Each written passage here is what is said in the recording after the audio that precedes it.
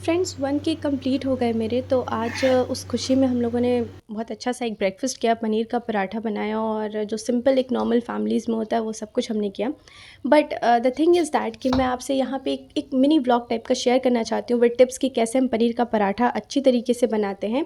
और एक और चीज़ शेयर करना चाहती हूँ कि 1K सब्सक्राइबर्स कंप्लीट होने पे ऐसा क्या होता है, हमें कुछ मिलता है या नहीं मिलता है, या एक्चुअली में हम क्या गेन करते हैं after completing this target of 1K subscribers. तो सबसे पहले देखिए, यहाँ पे स्टफ़िंग के लिए ना मैंने जो मेरा स्टफ़िंग था वो होममेड पनीर है, तो थोड़ा सा सॉफ्ट है और थोड़ा सा वाटर कंटेंट हो जाता है उसमें, मॉइस्चर थोड़ा सा रहता ही है, तो थोड़ा सा गीला आटा इसमें लेंगे।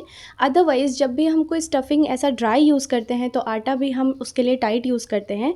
टाइट इन द सेंस पूड़ी वाला टाइट नहीं, जो नॉर्मल रोटी का आटा होता है। तो पनीर के पराठे में नॉर्मली जो रोटी का आटा हम लगाते हैं ना, सिर्फ वैसा ही आटा इसमें भी ज़रूरत पड़ती है। और इस तरीके से इसको फ़ोल्ड करेंगे नीचे से, जो नीचे ये देखिए जो नीचे वाला एरिया है ना, इसको भी दबाएंगे। ऐसा ना हो कि सिर्फ ऊपर का लेयर हम गोल गोल घुमा के पतला कर रहे हैं और फिर हम जो एक्स्ट्रा पार्ट है निकाल दें और नीचे मोटा ऊपर की लेयर, तो जब हम उसको बेलेंगे ना तो वो फट जाएगा ऊपर से। तो नीचे से भी उसको उठाते जाना है कि जो नीचे का एक्स्ट्रा आटा है ना वो ऊपर की तरफ आता जाए। और इस तरीके से करके फिर हम उसे हाथों से गोल गोल करके जो एक्स्ट्रा पार्ट होगा निकाल के, और फिर उसमें हल्का सा हम आटा लगाएंगे और हाथों से पहले उसको इवनली डिस्ट्रीब्यूट करेंगे। जो अंदर की स्टफ़िंग है ना, उसको थंब को सेंटर में रख के, और नॉर्मल जैसे हम किसी चीज़ को गोल गोल घुमाते हैं बिल्कुल वैसे। बहुत सारे लोग ये टिप्स जानते होंगे, बट बहुत सारे ऐसे भी होंगे जिनका पराठा फट जाता होगा। और एक और बात बताऊँ, जब ऐसे प्याज वगैरह पड़ता है ना तो पराठे हल्के से बीच में से क्रैक हो जाते हैं नॉर्मली।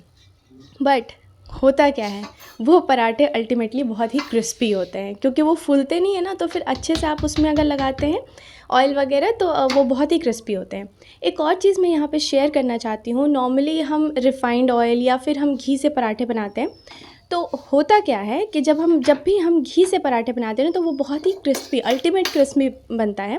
तो अगर आप उसे सपोज़ कीजिए कि आप उसको देर में खाने वाले हैं, तो वो क्या हो जाता है, थोड़ा सा टाइट आ जाता है, उसमें खिंचा खिंचा सा हो जाता है।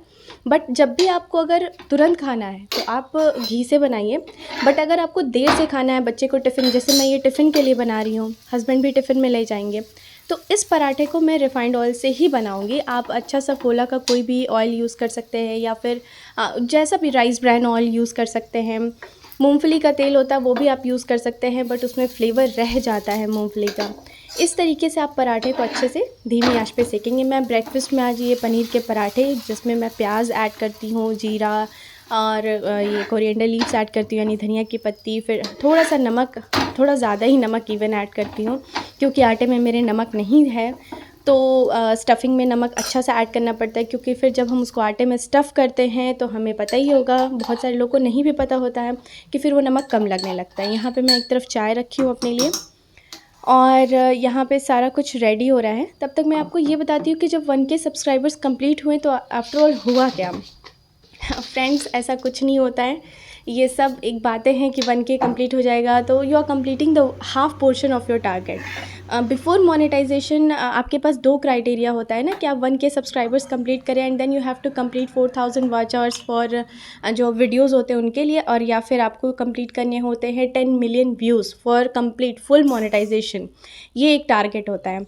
तो ऐसा कुछ नहीं होता, बट हाँ, जो एक बहुत ही इंपॉर्टेंट चीज़ होती है ना, वो होती है मोटिवेशन। आपको मोटिवेशन मिलता है कि आप कितना अच्छे से और अपने चैनल के लिए कुछ करें, क्या चीज़ें रिकॉर्ड करें, डेली कुछ नया ना बनाकर जो हम बनाते हैं उन्हीं को अच्छे से रिकॉर्ड करें, एडिटिंग करें, उसको अपलोड करें। बस एक नॉर्मल लाइफ को भी आप अच्छे से कर सकते हैं। जैसे मैं साथ में ट्यूशन्स वगैरह भी लेती हूँ और ये सारे काम भी करती हूँ और साथ में वीडियोज़ अपलोड करती हूँ। तो आप भी चाहें तो इस तरीके से काम को कर सकते हैं। 1K पे आप अपने आप को फुल्ली मोटिवेट कर सकते हैं। और ये मेरे पनीर के पराठे के बहुत सारे टिप्स दिए हैं, हालांकि ये सारे ही पराठे पे जाएंगे। पनीर को आप, मेरी मम्मी कहती थी पहले फ्रिज में रख दो ताकि वो टाइट हो जाए, और फिर आप उसको पनीर का पराठा उससे बनाओ, तो फिर वो ज़्यादा अच्छे से ईजिली बन जाता है। और दोस्तों, आपको मेरी वीडियोस कैसी लगी आप ज़रूर बताइएगा। मेरे और भी बहुत सारे वीडियोस और शॉर्ट्स पड़े हुए हैं, आप उनके साथ गो थ्रू कर सकते हैं। तो फ्रेंड्स, मिलते हैं फिर नेक्स्ट ब्लॉग में। Thank you so much and take care and please subscribe.